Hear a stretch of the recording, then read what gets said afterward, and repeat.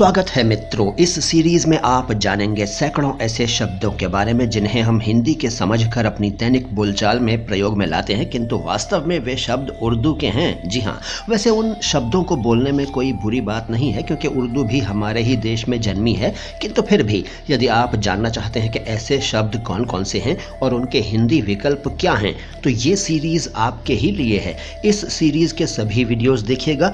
विश्वास कीजिए, इस सीरीज के हर वीडियो में आपको ऐसी जानकारी मिलेगी जो आपको हैरान करेगी।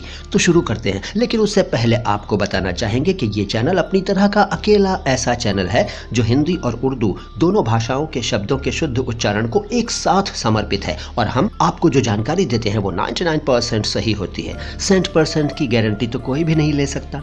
तो शुरू करते हैं। आज आपको जो शब्द बताए जा रहे हैं वो अ और आ अक्षरों से शुरू होते हैं। आज के उर्दू शब्द और उनके हिंदी विकल्प हैं ये: अंगूर, द्राक्ष, आसमान, आकाश, नभ, गगन, व्योम आदि। अखबार, समाचार पत्र, आम, सामान्य, साधारण, आदमी, मनुष्य, औरत, नारी, स्त्री, महिला आदि। अदालत, न्यायालय, अगर, यदि, आफत, आपदा, अहम, महत्वपूर्ण, अहमियत, महत्व, अमीर, धनी, धनवान, संपन्न, धनाढ़, अमीरी, संपन्नता, धनाढ़ता, आजमाना, परीक्षा लेना, आसान, सरल और सुगम, आसानी, सरलता, सुगमता, असली, मूल, मौलिक, शुद्ध, वास्तविक, असलियत, वास्तविकता, मौलिकता, शुद्धता। असल में, दरअसल असल में है शब्द असल में, इसका मतलब होता है वास्तव में। आखिर, अंत, आखिरी, अंतिम, अजीब, विचित्र, अदालती, न्यायालयी, अफसोस, दुख, पछतावा।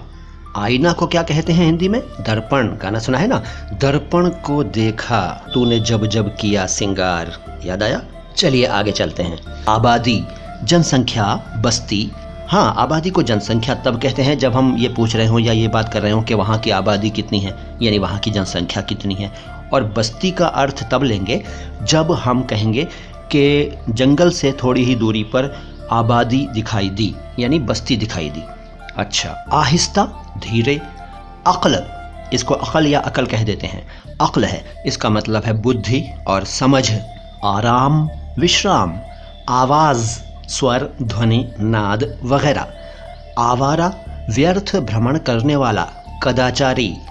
आवारागर्दी, व्यर्थ भ्रमण।